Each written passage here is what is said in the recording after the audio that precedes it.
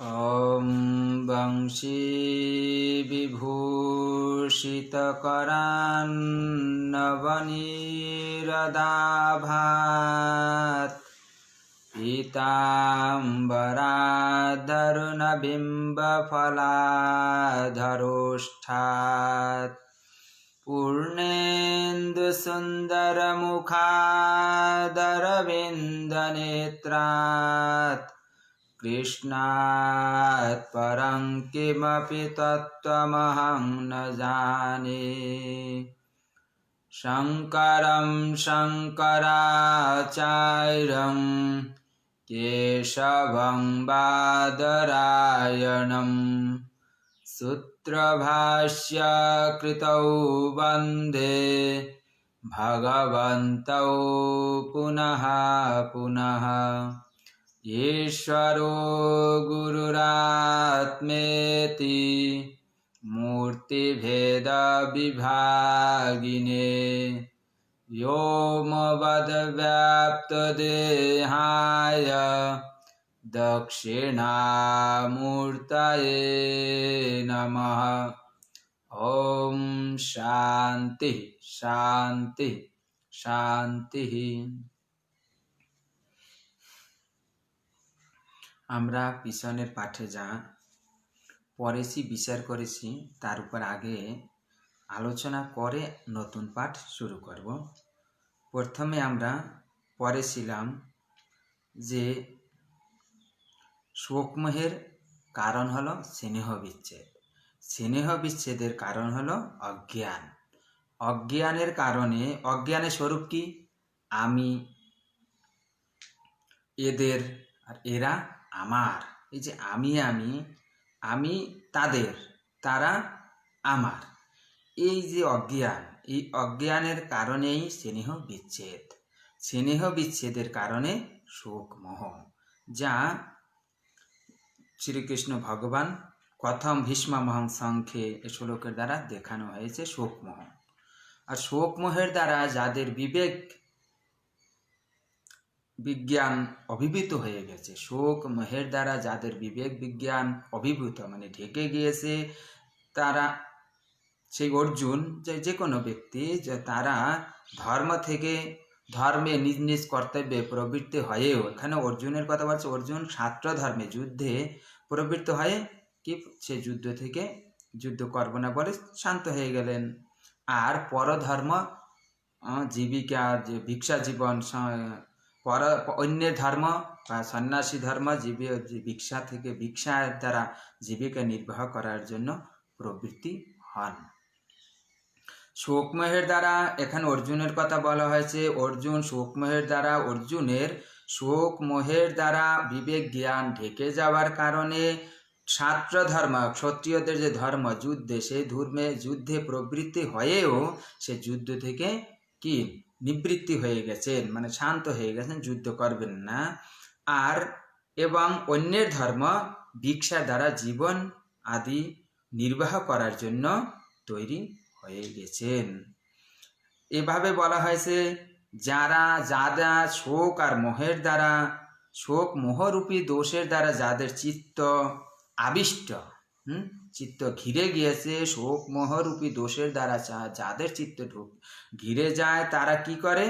স্বধর্ম, নিজের যে ধর্ম, নিজের যে কর্তব্য কর্ম, সেগুলো পরিত্যাগ করে দেয় এবং যে বিরুদ্ধ ধর্ম আছে, যা করা উচিত নয়, যা শাস্ত্রের নিয়মের, সমাজের নিয়মের দৃষ্টিতে নিষেধ, শাস্ত্রের দ্বারা নিষেধ করা হয়েছে, সমাজের দৃষ্টিতে যা খারাপ, সে প্রতিষিদ্ধ, যা সামাজিক প্রতিবন্ধক, সে প্রতিষিদ্ধ সেবা, তারা প্রতিষিদ্ধ যে কাজগুলো করেন। কারা? যাদের শোক মোহের দ্বারা চিত্ত ঢেকে গিয়েছে, ঘিরে গিয়েছে, তারা স্বধর্ম, নিজের যে কর্তব্য কর্ম, নিজের যে ধর্ম, সেটা পরিত্যাগ করে এবং যেটা করা উচিত না সেটা করেন। আর যদিও যাদের শোক মোহের দ্বারা চিত্ত ঘিরে গিয়েছে, আবৃত্ত হয়ে গেছে, তারা যদি স্বধর্ম করেও, তারা কিন্তু কি নিষ্কাম ভাবে করে না, সকাম ভাবে করে এবং অহংকার যুক্ত হয়েই করে। আর এই যে সংসার, জন্ম, সুখ দুঃখ, প্রাপ্তি প্রাপ্তি মানে সুখ যেখানে যে সংসার, যেখানে সুখ দুঃখ জন্ম আদি প্রাপ্তি হয়, সেই প্রাপ্তি স্বরূপ যে সংসার, সংসার ধর্ম আর অধর্মের বৃদ্ধি, ধর্ম উপচয় বৃদ্ধির থেকেই অনুপরত, মানে নাশ হয় না। মানে পুণ্য আর পাপ যদি বেড়ে যায়, তবে এই ভালো আর খারাপ যে জন্ম, সুখ দুঃখ প্রাপ্তিরূপ যে জন্ম, যে সংসার, সেই সংসারের নাশ হয় না। কখন? যদি অধর্ম, ধর্ম আর অধর্ম বৃদ্ধি পায়। যদি ধর্ম আর অধর্ম বৃদ্ধি পায়, তবে ইষ্ট জন্ম যেটা সবাই চাই আর অনিষ্ট জন্ম যেটা সবাই চাই না, সুখ প্রাপ্তি দুঃখ প্রাপ্তি, এই যে সংসার মানে কি? একটা অনিষ্ট জন্ম হবে, না হলে ইষ্ট জন্ম হবে, যেটা চাই সেই জন্ম, যেটা না চায়, যেটা সবাই চায়, ভালো ঘরের জন্ম, ভালো পরিবারে জন্ম, বা দেবলোকে জন্ম, ব্রহ্মলোকে জন্ম, এই যে জন্ম সংসার, এই সংসারে আবার সুখ দুঃখ প্রাপ্তি, কোথায় সুখ হবে দুঃখ প্রাপ্তি হবে।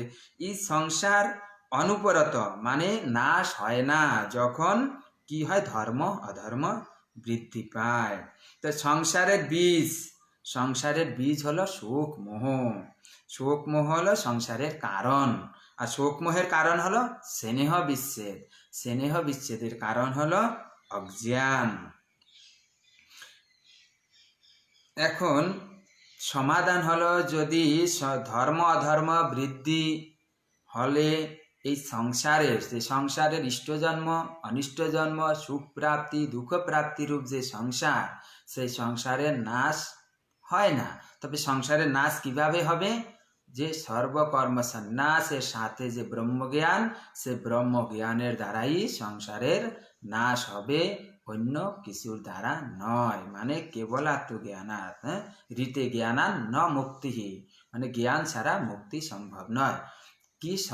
সর্বকর্ম সন্ন্যাস এর সাথে যে ব্রহ্মজ্ঞান, সে ব্রহ্মজ্ঞানের দ্বারা, মানে সর্বকর্ম সন্ন্যাস করবে, তারপরে জ্ঞানে নিষ্ঠ হবে, সে নিষ্ঠার ফলে ব্রহ্মজ্ঞান উৎপন্ন হবে, সেই জ্ঞানের দ্বারাই অজ্ঞান নাশ হবে, তখনই মুক্তি প্রাপ্তি হবে। সেই মুক্তি কি না, আত্মজ্ঞানের দ্বারাই মুক্তি সম্ভব, অন্য কিছুর দ্বারা সম্ভব নয়। তা আত্মজ্ঞান উপদেশ দেওয়ার জন্য শ্রীকৃষ্ণ ভগবান অর্জুনকে নিমিত্ত করে লোকদের, আমাদের জীবদের অনুগ্রহ করার জন্য উপদেশ দিয়েছিলেন। কি দিয়েছেন? কত নম্বর শ্লোক থেকে উপদেশ শুরু করেছেন? একাদশ অধ্যায় থেকে। না, প্রথম অধ্যায়ের একাদশ শ্লোক, দ্বিতীয় অধ্যায়ের একাদশ শ্লোক, মানে 11 সংখ্যক শ্লোক থেকে উপদেশ দিয়েছেন। কি? অসচ্যানন্দ শোষস্তম প্রজ্ঞাবাদং সুভাষাসে। মানে এখানে আমাদের পাঠ চলছে একাদশ সংখ্যক শ্লোকের কি ভূমিকা। এখন পর্যন্ত শ্লোকের ব্যাখ্যা চলেনি, এই শ্লোকটা কেন এসেছে এর উপরে বিচার চলছে। আর অন্য কিছু লোক বলছে, এখানে কিন্তু সিদ্ধান্তী বলছে যে জ্ঞানাৎ, মানে সন্ন্যাস পূর্বক যে জ্ঞান, ব্রহ্ম জ্ঞান, সেই জ্ঞানেই মুক্তি সম্ভব, অন্য কিছুর দ্বারা সম্ভব নয়।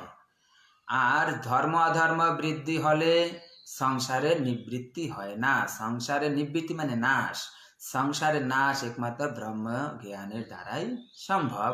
তো কিছু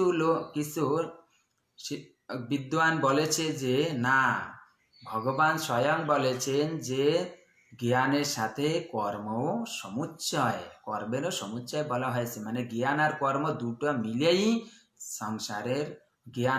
সংসারের নিবৃত্তি করবে। এর জন্য যারা বলেছে তারা আবার যুক্তিও দেখিয়েছে যে ভগবান স্বয়ং বলেছেন যে কর্মণ্যেবাধিকার আসতে, তোমার কর্মেই তোমার অধিকার, আর কুরু কর্মেই বা তস্মাৎ এর জন্য তুমি কর্ম করো। চেত্তমিমাং ধর্মং সংগ্রামম ন করিষ্যসি, যদি এই ধর্ম সংগ্রাম তুমি না করো। তারপরে আবার বলেছে তুমি কীর্তি আর সধর্মকে ত্যাগ করে পাপকেই প্রাপ্ত করবে।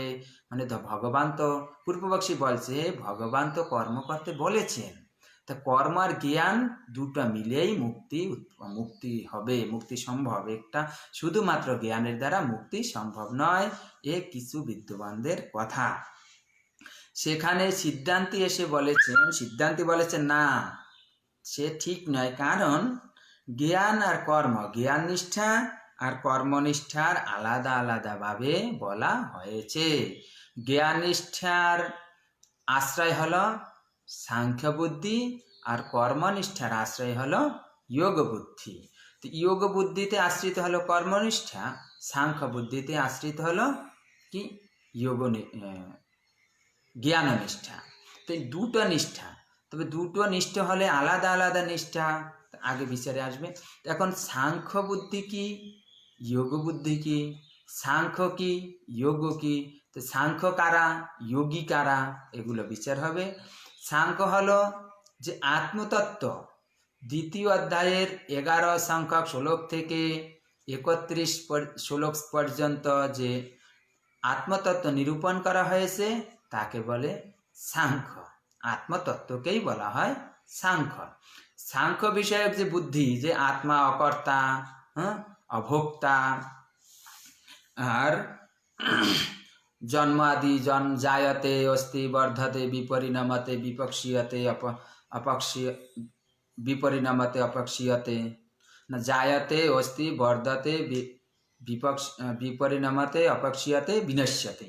এই 6 বিকার ভাব অবস্থা থেকে ভিন্ন আত্মা, মানে এই আত্মাতে বিকার ভাব নেই, 6 বিকার ভাব নেই, আত্মা অকর্তা অভোক্তা, এরূপ যে বুদ্ধি তাকে বলা হয় সাংখ্য বুদ্ধি। আর যে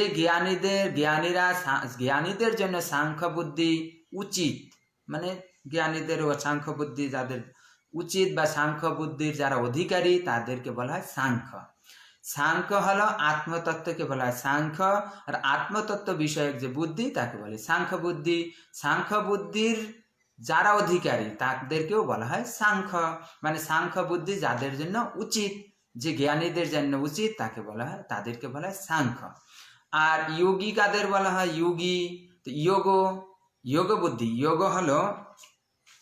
যোগ বুদ্ধি হলো যে আত্মা দেহ থেকে ভিন্ন, আত্মা কর্তা ভোক্তা, আর বিবেক জ্ঞান থেকে যুক্ত, বিবেক অজ্ঞান, বিবেক অবিবেক, বিবেকপূর্বক ধর্ম অধর্মের যে বিবেক, সে বিবেক রূপী মার্গ থেকে যুক্ত যে, তাকে বলে যোগ। আর এরূপে কি ধর্ম, আত্মা দেহ থেকে ভিন্ন, আত্মা কর্তা, আত্মা ভোক্তা, এরূপ যে অপেক্ষা, আর ধর্ম আর অধর্ম রূপের যে বিবেক থেকে যুক্ত, আর হলো কি মোক্ষ সাধন অনুষ্ঠান রূপী যে চেষ্টাই যার স্বরূপ, মোক্ষ সাধনের অনুষ্ঠান এর চেষ্টাই যার স্বরূপ, ধর্ম আর অধর্মের বিবেক রূপী বিবেক যুক্ত যে মার্গ, আর আত্মা দেহ থেকে ভিন্ন, আত্মা কর্তা আর ভোক্তা, এরূপ যে অপেক্ষা, সে তাকেই বলা হয় যোগ। আর একবার বলি, যোগ হলো আত্মা দেহ থেকে ভিন্ন, আত্মা কর্তা, আত্মা ভোক্তা, এরূপ অপেক্ষা, আর ধর্ম অধর্ম বিবেক দ্বারা যুক্ত যে মার্গ, কিরকম মোক্ষ সাধনের অনুষ্ঠান রূপী যে চেষ্টাই যা স্বরূপ তাকে বলে যোগ। আর যোগ বিষয়ক বুদ্ধিকে বলে যোগ বুদ্ধি। তো যোগ বুদ্ধি যাদের জন্য উচিত, আর যোগ বুদ্ধির জন্য যে কর্মীরা কি অধিকারী তাদেরকে বলে যোগী। এখানে যে পূর্ব কিছু লোক শঙ্কা বলেছেন যে জ্ঞানের সাথে কর্ম দরকার, এখানে খণ্ডন করা হচ্ছে যে আলাদা আলাদা, কি দুটো নিষ্ঠা আলাদা বলা হয়েছে, জ্ঞান নিষ্ঠা কর্মনিষ্ঠা। জ্ঞান নিষ্ঠার আশ্রয় হলো সাংখ্য বুদ্ধি, আর যোগ নিষ্ঠার আশ্রয় হলো যোগ বুদ্ধি। আরো বলা হচ্ছে যে যোগ বুদ্ধি আমরা বুঝলাম, যোগী কারা, সাংখ্য কারা তা জানলাম। যোগ বুদ্ধি কি, সাংখ্য বুদ্ধি কি? সাংখ্য বিষয়ক যে বুদ্ধি, আত্মা অকর্তা, আত্মা অভোক্তা, আত্মাতে ষড বিকার নেই, 6 প্রকারের বিকার নেই। আর কি জানলাম, একে বলে সাংখ্য বুদ্ধি। সাংখ্য বুদ্ধি যাদের জন্য উচিত তাদেরকে বলা, যারা এর অধিকারী তাকে বলে সাংখ্য। আর যোগ বুদ্ধি, যোগ বিষয়ক যে বুদ্ধি, যোগ মানে আত্মা দেহ থেকে ভিন্ন, আত্মা অকর্তা, আত্মা অভোক্তা, না আত্মা ভোক্তা কর্তা, আর ধর্ম অধর্ম বিবেক টুপি মার্গ দ্বারা যা যুক্ত, আর মোক্ষ সাধনের অনুষ্ঠানের চেষ্টায় যে স্বরূপ তাকে বলে যোগ। যোগ বুদ্ধি, যা যোগ বিষয়ক যে বুদ্ধি তাকে বলে যোগ বুদ্ধি। যোগ বুদ্ধি যাদের জন্য উচিত, যা যোগ বুদ্ধির জন্য যারা অধিকারী, তাদেরকে বলা হয় যোগী। তো যোগ বুদ্ধি সাংখ্য বুদ্ধি জানলাম, এতে আশ্রিত হলো জ্ঞান নিষ্ঠা আর যোগ নিষ্ঠা। তো দুটো দুটো আলাদা আলাদা শাস্ত্রে বলা হয়েছে। ভগবান অপি বলেছেন যে এসাতে অভিতা সাংখ্যে বুদ্ধির যোগে তিমাং শৃণু, মানে তোমাকে এই সাংখ্যে আর বুদ্ধি, বুদ্ধি মানে ভিন্ন ভিন্ন ভাবে বলা হয়েছে, মানে বুদ্ধি আর সাংখ্য আলাদা আলাদা ভাবে তোমাকে বলছি, তুমি শ্রবণ করো। তো যদি একই সাথে সমুচ্চয় হতো, সাংখ্য আর যোগ, কর্ম আর জ্ঞান মিলে যদি সংসারে নিবৃত্তি করত, তাহলে ভগবান আলাদা আলাদা বলে আবার শোনার জন্য তাকে বলতো না। আরো বলা হয়েছে যে কি কর্মযোগে না যোগে নাম, আর জ্ঞান যোগে না সাংখ্যা নাম, এভাবে ভিন্ন ভিন্ন ভাবে বলা হয়েছে। আর দুই প্রকার ভগবান বলা, দেখুন সাংখ্য জ্ঞান নিষ্ঠার জন্য কিরকমের জ্ঞান দরকার, আত্মা অকর্তা, আর আত্মা একত্ব বুদ্ধি, আর অকর্তৃত্ব বুদ্ধিতে আশ্রিত হলো জ্ঞান নিষ্ঠা। আর কর্মনিষ্ঠা আশ্রিত হলো অকর্তৃত্ব অনেকত্ব বুদ্ধিতে আশ্রিত হলো কর্মনিষ্ঠা। তো জ্ঞান নিষ্ঠা কর্মনিষ্ঠা দুটোর আশ্রয় ভিন্ন। জ্ঞান নিষ্ঠায় আশ্রয় হলো কি সাংখ্য বুদ্ধি, সাংখ্য বুদ্ধি মানে আত্মা অকর্তা আর এক এরূপ বুদ্ধি। আর যোগ বুদ্ধি হলো আত্মা ভিন্ন অনেক আর আত্মা কর্তা। যে বুদ্ধির সাংখ্য যোগ আর সাংখ্য কর্ম আর জ্ঞানের আশ্রয় যে বুদ্ধি, সাংখ্য বুদ্ধি আর যোগ বুদ্ধি, এর বুদ্ধি কিন্তু ভিন্ন ভিন্ন স্বরূপ। কি সাংখ্য বুদ্ধি কি হলো, সাংখ্য বুদ্ধি হলো আত্মা অকর্তা এক, তো একত্ব বুদ্ধিতে আশ্রিত, আর অনেক অকর্তৃত্ব বুদ্ধিতে আশ্রিত হলো জ্ঞান নিষ্ঠা। আর অনেকত্ব আর কর্তৃত্ব বুদ্ধিতে আশ্রিত হলো কর্মনিষ্ঠা। তো দুটো নিষ্ঠা একই পুরুষের দ্বারা সম্ভব নয়। কিরকমের, একই ব্যক্তি কখনো নিজেকে কর্তা মনে করবে, কখনো অকর্তা মনে করবে, এটা সম্ভব নয়। যে নিজেকে অকর্তা মনে করে সে তো নিজেকে অকর্তাই মনে করে, সে আবার কর্ম কিভাবে কর্তা মনে করে, সে কর্ম কিভাবে করবে। তা জ্ঞান নিষ্ঠার যোগ নিষ্ঠার আশ্রয় ভিন্ন হওয়ার কারণে একই পুরুষের দ্বারা সম্ভব নয়। তবে সমুচ্চয় কোত্থেকে আসবে, সমুচ্চয় তো হওয়ারই কথা নয়। সমুচ্চয় কিভাবে সম্ভব, একই পুরুষের দ্বারা তো সম্ভব নয়। কর্মনিষ্ঠার যোগ নিষ্ঠা, কর্মনিষ্ঠার আশ্রয় হলো কি, সে আত্মা কর্তা অনেক আত্মা, আর যোগ জ্ঞান নিষ্ঠা আশ্রয় হলো আত্মা অকর্তা এক। তো দুটোর আশ্রয় ভিন্ন ভিন্ন বুদ্ধি, তো একই পুরুষের মধ্যে ভিন্ন ভিন্ন বুদ্ধি তো সম্ভব নয়। তো একই পুরুষের দ্বারা দুটা নিষ্ঠা কি কর্ম আর জ্ঞান সম্ভব নয়। যদি একই পুরুষের দ্বারা দুটো সম্ভব নয়, তবে তো জ্ঞানের সাথে কর্মের সংমিশ্রণ সমুচ্চয় সম্ভবই নয়। ভগবান আরো শাস্ত্রেও দেখানো হয়েছে কি, উপনিষদে মানে শ্রুতিতেও দেখানো হয়েছে কি, সাথপতীয় ব্রাহ্মণে বৃহদারণ্যক উপনিষদে কি দেখানো হচ্ছে, এতমেবা প্রব্রাজিনো লোকমিচ্ছন্ত ব্রাহ্মণাঃ প্রব্রজন্তি, মানে এই ব্রহ্ম এই মোক্ষ লোককে আত্মলোককে প্রাপ্ত করার জন্য বৈরাগ্যশীল যে বৈরাগ্যবান ব্রাহ্মণ লোক সন্ন্যাস গ্রহণ করেন। আত্মলোককে প্রাপ্ত করার জন্য, আত্মতত্ত্বকে প্রাপ্ত করার জন্য বৈরাগ্যবান কি ব্রাহ্মণ লোক সন্ন্যাস গ্রহণ করেন।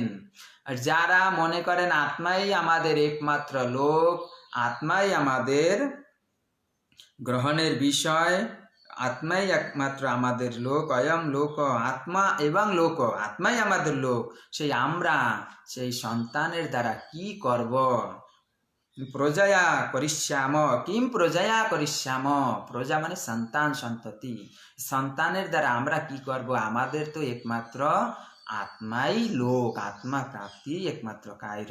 তো যাদের আত্মপ্রাপ্তি, যারা আত্মা প্রাপ্তি করতে চাইবে তারা কি করবে, সবকিছু ত্যাগ করবে। যাদের তো সন্তান চাইবে না, তার সন্তান গ্রহণ করার তো কোনো কথা নেই। আরও এই দুটা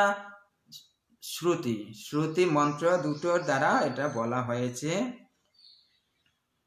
একই মন্ত্রটা দুভাবে বলা হয়েছে যে যিনি বিচারশীল বৈরাগ্যবান ব্রাহ্মণ লোক আত্মলোককে প্রাপ্ত করার জন্য সন্ন্যাস গ্রহণ করেন, আর যে বৈরাগ্যবান বুঝেন যে আমাদের একমাত্রই আত্মলোক, তারা কি করবে, প্রজা সন্তানের দ্বারা কি করবে, তারা তো মোক্ষকেই প্রাপ্ত করতে চায়। দেখেন জ্ঞান নিষ্ঠা তারা কি চায়, মোক্ষকেই প্রাপ্ত করতে চায়, আত্মাকেই প্রাপ্ত করতে চায়। কিন্তু যারা প্রাকৃত অজ্ঞানী লোক তারা বিবাহ করার পূর্বে আর ধর্ম জিজ্ঞাসার পরে, মানে ধর্ম কি এই জ্ঞান হওয়ার পরে বিবাহ করার পূর্বে তারা কিন্তু কি চায়, কি পুত্র সন্তান, পুত্র এসো না মানে পুত্র চায়। আর দুই প্রকারের বৃত্ত, একা হলো দৈব মানুষ বৃত্ত, দৈব বৃত্ত।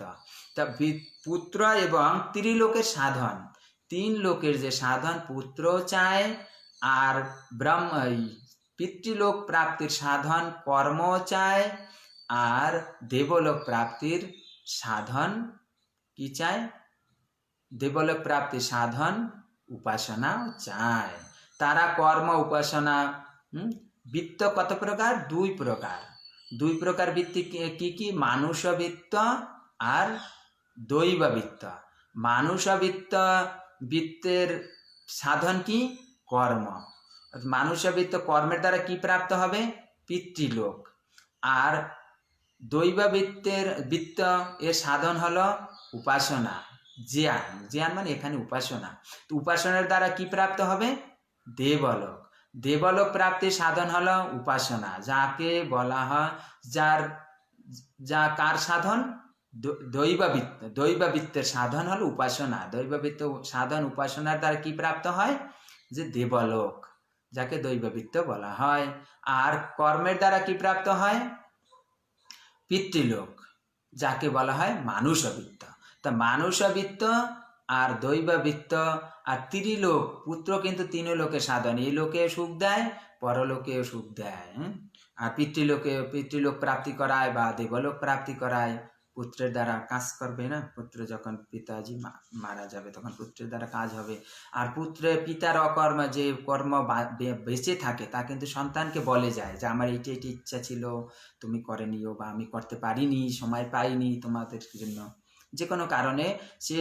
আর সন্তানের কর্তব্য পিতার কি যা করতে পারেনি, মানে যাকে বলে পিতা যা করতে পারেনি তা সন্তানকে পূরণ করা। এর জন্য যখন সন্তান পিতার অনুশাসনকে মানবে, পিতার ইচ্ছাকে পূরণ করবে, তখন কিন্তু সেই পরিবারে কোনো কি বিপরীত কিছু ঢুকতে পারবে না। কারণ কি, সে তো পরম্পরা থেকে, যেমন আমার পিতা তার পিতা এরকম করতে করতে তার পিতা তাকে শিক্ষা দিয়েছে, তার পিতা তাকে শিক্ষা দিয়েছে। তো শিক্ষা যে পরম্পরা, অনুশাসনের পরম্পরা কিন্তু চলতেই থাকবে। আপনি যদি কিছু কর্ম করেন, কর্ম করতে করতে সৎকর্ম করতে করতে কিছু কর্ম আপনার মনে বাকি ছিল, সে কথাগুলো ছেলেকে বলে গেলেন, ছেলে যদি আপনার অনুশাসন মানে, তবে সেই ছেলে আবার সেই সৎকর্ম করবে। সৎকর্ম করতে করতে তার একটা সংস্কার উৎপন্ন হবে, সংস্কার মাধ্যমে সে সৎকর্ম করতেই তার ভালো লাগবে না, তখন আবার সে আবার তার সন্তানকে বলে যাবে। এরূপে ধারাবাহিক, আপনি যদি সৎ হন তাহলে আপনার পুত্ররাও সৎ হবে, কারণ কি সৎকর্মের প্রভাব থাকবে। এখন পুত্র হলো তিন লোক প্রাপ্তি সাধন, এই লোকে প্রাপ্তি করাবে পুত্র, আর পিতৃলোক প্রাপ্তি করাবে পুত্র, দেবলোক প্রাপ্তি করাবে পুত্র। আর মানুষবৃত্ত আর দৈববৃত্ত, মানুষবৃত্ত হলো কি, পিতৃলোক, তো পিতৃলোক প্রাপ্তির কারণ হলো কর্ম। আর দৈববৃত্ত হলো দেবলোক প্রাপ্তির কারণ হলো উপাসনা। তো এই দেবলোক আর পিতৃলোক এই বৃত্তকেও চান কারা? অজ্ঞানী। আর পুত্রও চান অজ্ঞানী। কারা? যখন ধর্ম জিজ্ঞাসার পরে আর বিবাহের পূর্বে অজ্ঞানী লোক কি চান? পুত্রও চান, আর দৈববৃত্তও চান, মানুষও বৃত্ত চান। কিন্তু যারা বৈরাগ্যশীল ব্রাহ্মণ, বৈরাগ্যশীল পুরুষ, তারা আত্মলোককে প্রাপ্ত করার জন্য সন্ন্যাস গ্রহণ করেন। আর এবং আরো বলা হয়েছে, যারা মনে করেন আত্মাই একমাত্র লোক আমাদের, তা আমরা এই পুরুষ, এই সন্তান দ্বারা কি করব? এ ধরনের বিচারশীল বৈরাগ্যশীল ব্যক্তি কি করবে? সন্ন্যাস গ্রহণ করবে। আর অজ্ঞানী লোক বৃত্ত, দৈববৃত্ত, মানুষবৃত্ত, পুত্র সন্তানের ইচ্ছা করবে। দেখবেন দু প্রকার লোক হলো জ্ঞানী, বৈরাগ্যশীল আর অজ্ঞানী। তো অজ্ঞানী আর বৈরাগ্যশীল এর ইচ্ছা ভিন্ন ভিন্ন। যদি ইচ্ছা ভিন্ন ভিন্ন হয়, তাদের তো কর্ম ভিন্ন ভিন্ন হবে। তবে কর্মের সাথে জ্ঞানের সমস্যায় কিভাবে? যারা সন্ন্যাস নেবে, সর্বকর্ম ত্যাগ করবে, তারা তো জ্ঞানের পরে কি করবে? অনুশীলন করবে, জ্ঞানে নিষ্ঠা করবে। আর যারা সন্ন্যাস নেবে না, যারা কর্মের ইচ্ছা, পিতৃলোক, পুত্র, দেবলোক আর পুত্রের ইচ্ছা করবে, তারা তো কর্ম করবে। দেখবেন দু প্রকারের ব্যক্তি দুই প্রকারের ভিন্ন ভিন্ন ইচ্ছা করেন। তো ভিন্ন ভিন্ন ইচ্ছা করলে তাদের প্রবৃত্তি ভিন্ন। কর্মের দ্বারা প্রাপ্ত হবে, আর উপাসনার দ্বারা প্রাপ্ত হবে। বিবাহ আদিদের দ্বারা প্রাপ্ত হবে সন্তান, কর্মের দ্বারা প্রাপ্ত হবে মানুষবৃত্ত, পিতৃলোক। আর উপাসনার দ্বারা প্রাপ্ত হবে কি? দৈববৃত্ত, যাকে বলে দেবলোক। এই কর্মের দ্বারা। আর যারা আত্মালোককে প্রাপ্ত করবে, তারা তো সন্ন্যাস গ্রহণ করবে। তাই জ্ঞানের সাথে কর্মের সমুচ্চয় সম্ভব নয়। আর শ্রুতিতে যত কর্মের উপদেশ দেওয়া হয়েছে, তা কিন্তু কি? অবিবেক, অজ্ঞানী আর কামী পুরুষের জন্যই নির্দেশ করা হয়েছে, দেখানো হয়েছে। শ্রুতিতে যে কর্মের বিধান করা হয়েছে, তা একমাত্র অজ্ঞানী কামী পুরুষদের দ্বারা জন্যই বিধান করা হয়েছে। জ্ঞানী আর অকাম মানে কামনা রহিত পুরুষদের জন্য শ্রুতিতে কর্মের বিধান করা হয়নি। কর্মের শ্রুতিতে যাদের কামনা নেই, তাদের জন্য কি বিধান করা হয়েছে? সন্ন্যাস। কামীদের জন্য, কামী পুরুষ মানে কামনা যারা করেন, কাম ঐশ্বস্থিতি কামী মানে ইচ্ছুক, কাম মানে ইচ্ছা। ইচ্ছা যাদের আছে, কি ইচ্ছা? পুত্র প্রাপ্তির ইচ্ছা, দেবলোক প্রাপ্তির ইচ্ছা, আর পিতৃলোক প্রাপ্তির ইচ্ছা। তো এসোনা যাদের, এসোনা মানে ইচ্ছা যাদের আছে, মানে কামী, মানে কাম যাদের আছে, কাম মানে ইচ্ছা যাদের আছে, তাকেই বলা, তাদের জন্য শ্রুতিতে কর্মের নির্দেশ করা হয়েছে। কিন্তু যাদের ইচ্ছা নেই, যারা আত্মাকেই প্রাপ্ত করতে চায়, তাদের জন্য সন্ন্যাস। এর জন্য শ্রুতিও দেখানো হয়েছে, তেব্য বিত্থায় প্রব্রজন্তি। আমরা এ পর্যন্ত পাঠ শেষ করেছিলাম, এখান থেকে পাঠ শুরু হবে। তেভ্য বিত্থায় প্রব্রজন্তি মানে তেভ্য কর্মভ্য মানে কর্ম থেকে নিবৃত্ত, বুত্থায় মানে কর্ম থেকে নিবৃত্ত হয়ে, কর্ম না করে, কি করে? প্রব্রজন্তি, মানে সন্ন্যাস গ্রহণ করেন, কর্ম ত্যাগ করে। নিবৃত্ত মানে ত্যাগ করে, বা বুত্থায় নিবৃত্ত, ত্যাগ করে। কর্ম থেকে নিবৃত্ত হয়ে মানে কর্ম ত্যাগ করে সন্ন্যাস গ্রহণ করেন। ইতি ব্যুত্থানমাত্মানম এব লোকমিচ্ছতঃ অকামস্য বিহিতম। অকামস্য যাদের কামনা নেই, তাদের জন্য বিহিত হলো। আর যারা আত্মালোককেই প্রাপ্ত করতে চান, আত্মানম এব লোকমিচ্ছতঃ, আত্মানম এবং লোকমিচ্ছতঃ, যারা আত্মা এব লোক, আত্মালোককেই প্রাপ্ত করতে চান, যে অকামী পুরুষ, যাদের কোনো ইচ্ছা নেই, শুধু আত্মাকেই যারা প্রাপ্ত করতে চান, তাদের জন্য সন্ন্যাস বিধান করা হয়েছে। শ্রুতির দ্বারা কি? দু প্রকারের বিধান, কর্মের বিধান আর কর্ম ত্যাগের বিধান। কর্মের বিধান বলে স্বকামায়ত, কামনা করলো যে কর্ম কি, পুত্র চাই, বৃত্ত চাই। বৃত্ত কত প্রকার? 2 প্রকার, মনে রাখতে হবে। বারবার বলার কারণ হলো যাতে শুনতে শুনতে মানুষে সহজেই বুঝতে পারে। 2 প্রকার বৃত্ত, যে বৃত্তও চাই আর পুত্রও চাই, এই ইচ্ছা। এর জন্য কি কর্মের বিধান করা হয়েছে। কর্মের বিধান কাদের জন্য? কামী পুরুষদের জন্য আর অজ্ঞানী পুরুষদের জন্য। কামনা যুক্ত অজ্ঞানী পুরুষদের জন্যই কর্মের বিধান। আর কর্ম ত্যাগের বিধান হলো অকামী, যারা আত্মলোককেই প্রাপ্ত করতে চান। আত্মা লোককে মানে আত্মা লোকের থেকে ভিন্ন কোনো লোকের ইচ্ছা যাদের নেই, মানে আত্মাকেই যারা প্রাপ্ত করতে চান, তা থেকে ভিন্ন অন্য কিছুই যারা চান না, তাদের জন্য সন্ন্যাস বিধান করেছেন শ্রুতির দ্বারা। আর শ্রুতি কোন শ্রুতি? বৃহদারণ্যক শ্রুতি 4:4-22 নম্বর মন্ত্র, 4 অধ্যায় 4th অধ্যায় 4th ব্রাহ্মণ 22 নম্বর শ্লোকে। তেব্য বুত্থানাম প্রবর্জন্তি, কর্ম থেকে নিবৃত্তি হয়ে কর্ম ত্যাগ করে সন্ন্যাস গ্রহণ করেন। কারা? অকামহ, যারা কামনা, যাদের কামনা নেই, যারা আত্মলোকে প্রাপ্ত করেন, তাদের জন্য সন্ন্যাস বিধান করা হয়েছে। আর কর্ম কাদের জন্য? যারা অজ্ঞানী কামী পুরুষ, তাদের জন্য কর্ম নির্দেশ করা হয়েছে। দেখেন আলাদা আলাদা ভাবে কর্ম একজনের জন্য অধিকারী, আর কর্মের অধিকারী আলাদা। যারা কামী অজ্ঞানী তাদের জন্য কর্মের বিধান, আর যারা বৈরাগ্যশীল তাদের জন্য কি সন্ন্যাসের বিধান। সন্ন্যাস মানে কর্ম ত্যাগ। একটা কর্ম আর একটা কর্ম ত্যাগ। কর্মের বিধান অজ্ঞানীদের জন্য, কামীদের জন্য, আর জ্ঞানের সন্ন্যাসের বিধান, কর্ম ত্যাগের বিধান কি জ্ঞানী অকামীদের জন্য। তা আলাদা আলাদা, তা আলাদা আলাদা ব্যক্তিদের জন্য আলাদা আলাদা কর্ম আর কর্ম ত্যাগ। তবে জ্ঞান আর কর্ম কিভাবে সমস্যা সম্ভব, এগুলো দেখাচ্ছে। তদেতদ বিভাগ বচনম অনুপপন্নম স্যাদ यदि শ্রৌত কর্ম জ্ঞানয়োঃ সমুচ্চয় বিপ্রেতঃ স্যাদ ভগবতঃ। যদি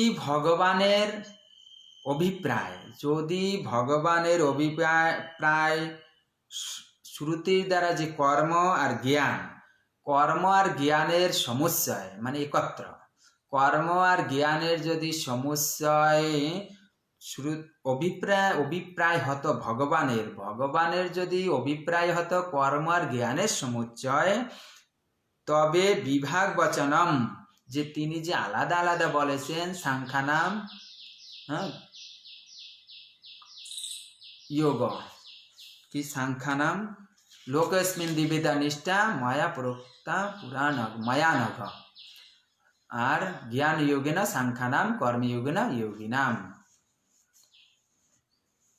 মায়া প্রোক্তা ময়ান। লোকেস্মিন দ্বিবিধা নিষ্ঠা পুরা প্রোক্তা ময়ানঘ, মানে হে অনঘ, হে পাপরহিত, পূর্বে আমার দ্বারা 2 প্রকার নিষ্ঠা বলা হয়েছে। সাংখ্যানাম কর্মিনাম যোগ, সাংখ্যানাম সাংখ্য। লোকেস্মিন দ্বিবিধা নিষ্ঠা মায়া পুরা প্রোক্তা ময়ানঘ জ্ঞানযোগের দ্বারা সাংখ্যা, কর্মযোগের দ্বারা যোগ। 2 প্রকার বলা হয়েছে। যদি সমুচ্চয় হতো, ভগবানের অভিপ্রায় সমুচ্চয় হতো, তবে আলাদা আলাদা নিষ্ঠার কথা আলাদা আলাদা ভাবে সাংখ্য বুদ্ধিতে আশ্রিত জ্ঞান নিষ্ঠা, কর্ম যোগ বুদ্ধিতে আশ্রিত কর্মনিষ্ঠা, আলাদা আলাদা ভাবে বলতেন না। নচ অর্জুনস্য প্রশ্ন উপপন্নো ভবতি, যদি সমুচ্চয় হতো তবে অর্জুনের প্রশ্ন হতো না কি জ্যায়সি চেত কর্ম নস্তে, কর্ম থেকে যদি জ্ঞান শ্রেষ্ঠ হয়, তবেই সেই কর্মে আমাকে নিয়োগ কেন করেছো, কর্ম করতে কেন বলেছো, এই যে প্রশ্ন কিন্তু উৎপন্ন হতো না যদি সমুচ্চয় হতো। তাহলে সমুচ্চয় হলে 2টো মিলিয়েই করতে হবে, সেখানে তো প্রশ্ন আসারই কোনো কথা নেই। মানে এখানে দেখানো হচ্ছে বিচারের দ্বারা যে জ্ঞানের সাথে কর্মের সমুচ্চয় হবে না, 2টার অধিকারী আলাদা, 2টা নিষ্ঠা আলাদা, 2টার বুদ্ধিও আলাদা। এটাই বারবার দেখানো হচ্ছে যে কর্মের সাথে জ্ঞানের কোনো সমুচ্চয় নেই। মানে জ্ঞানেই শুধু একমাত্র জ্ঞানেই মোক্ষ সাধনের মোক্ষ উৎপন্ন করবে, সংসার থেকে নিবৃত্তি প্রদান করবে ব্রহ্ম জ্ঞানেই। এর সাথে কর্মের কোনো সমস্যা মানে একত্রতা কোনো দরকার নেই। এক পুরুষানুষ্ঠিয়ত্বা সম্ভবম বুদ্ধি কর্মণো ভগবতা পূর্বম অনুক্তম কথম অর্জুন অশ্রুতম বুদ্ধে চ কর্মণো জয়স্তং ভগবতী অধ্যারোপয়েত মৃষা এব জ্যায়সি চেত কর্মণস্তে মতা বুদ্ধি ইতি। এক পুরুষ অনুষ্ঠিত অসম্ভবম বুদ্ধি আর কর্মণ ভগবতা। তো বুদ্ধি এক পুরুষের দ্বারা সম্ভব নয়, কি? জ্ঞান আর যোগ, জ্ঞান আর কর্ম। জ্ঞান আর কর্ম এক পুরুষের দ্বারা সম্ভব নয়। কারণ কি? জ্ঞানের জন্য সাংখ্য বুদ্ধি আর কর্মের জন্য যোগ বুদ্ধি। সাংখ্য বুদ্ধি কি আত্মা অকর্তা, আত্মা এক, আর যোগ বুদ্ধি কি আত্মা কর্তা, আত্মা কর্তা, আত্মা অনেক। যেমন এতে পূর্বে বলা হয়েছে সাংখ্য বুদ্ধি আর যোগ বুদ্ধি। তো বুদ্ধি কর্ম ন, বুদ্ধি আর কর্মের পূর্বের বুদ্ধি আর কর্মে একই ব্যক্তির দ্বারা অনুষ্ঠিত সম্ভব নয়। আর ভগবান ভগবতা পূর্বম অনুক্তম কথম, পূর্বে যদি না বলতো একত্ব, পূর্বে যদি না বলতো তো অর্জুন শুনতো না। অর্জুন যদি না শুনতো তো বুদ্ধি হে প্রচ কর্মণি জায়স্তম ভগবতী, বুদ্ধি থেকে কর্ম যে শ্রেষ্ঠ এই ভগবানে আরোপ কিভাবে করবে? ভগবান যদি না বলতো বুদ্ধি কর্ম নহ, বুদ্ধি আর কর্ম যদি ভিন্ন ভিন্ন ভাবে ভগবান না বলতেন, যদি সমুচ্চয়ে বলতেন, ভগবান যদি বুদ্ধি আর কর্মকে ভিন্ন ভিন্ন পৃথক করে না বলতেন, তাহলে তো অর্জুন আর শুনতো না। যে অর্জুন যা শুনিনি সেইভাবে প্রশ্ন কিভাবে করত যে এর মধ্যে দুটো কি, কোনটা শ্রেষ্ঠ? জায়সী, জায়সী মানে শ্রেষ্ঠ, কি কর্মণঃ বুদ্ধি শ্রেষ্ঠ, বুদ্ধি কর্মণ জায়স্তম মানে বুদ্ধি কর্ম থেকে শ্রেষ্ঠ। এই ধরনের প্রশ্ন কেন আসবে যদি সে ভিন্ন ভিন্ন না বলতো আর যদি নাই শুনতো, তবে এই প্রশ্ন ঠিক উৎপন্ন হতো না। জায়সী চেত কর্মণস্তে মতা বুদ্ধি, তোমার অনুসারে কর্ম থেকে বুদ্ধি যদি শ্রেষ্ঠ হয়। এই যে প্রশ্ন অর্জুনের যদি যা বলেছে সে প্রশ্ন তো ঠিক মতো না, যদি ভগবান ভিন্ন ভিন্ন না বলতো। ভিন্ন ভিন্ন বলেছে বলেই অর্জুন প্রশ্ন করেছে যে বুদ্ধি যদি কর্ম থেকে শ্রেষ্ঠ হয় তাহলে আমাকে কর্মে কেন নিয়োগ করেছ, আর এর মধ্যে কোনটা শ্রেষ্ঠ তা আমাকে নিশ্চিত করে বলো। বুদ্ধি কর্ম থেকে বুদ্ধি জায়স্তম। ইতি আজকে এই পর্যন্ত রাখি, কালকে আবার এরপর থেকে পাঠ চলবে। ওম পূর্ণমদঃ পূর্ণমিদং পূর্ণাৎ পূর্ণমুদচ্যতে পূর্ণস্য পূর্ণমাদায় পূর্ণমেবাবশিষ্যতে। ওম শান্তি শান্তি শান্তি।